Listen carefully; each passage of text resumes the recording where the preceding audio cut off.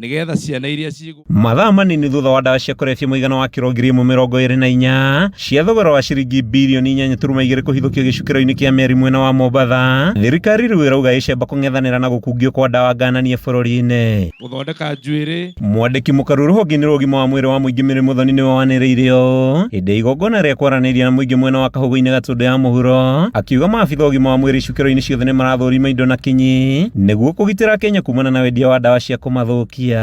At the airport, we are very keen and we have held that strongly that security system is very strong. Our port health officers are inspecting every bag that is entering in the country so that we do not have drugs coming into our country or drugs written for sale in Kenya alone. We want everybody to be safe and we want every Kenyan to have their health safe. Muthoni augĩte ũtũmĩri wa ndawa ngananie nĩ wongererekete na gĩkĩro kĩnene makĩria gĩtaro-inĩ kĩa Mount Kenya, akiuga kũgĩe na ũnyitanĩri nĩguo gũthara rũciũ rwa mbeũ njĩthĩ. This is really getting out of hand. It would be important that we speak to our people.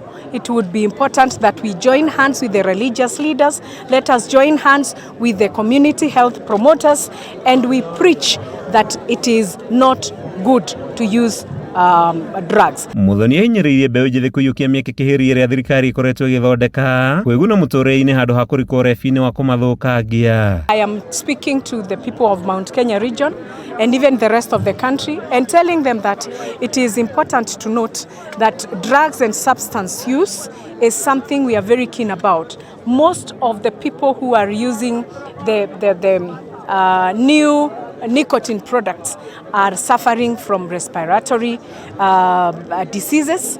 Some of them even are getting cancer. Handũ-inĩ ha Kameme TV, rĩtwa rĩakwa nĩ Matthew Ndung'u wa Mbũgua.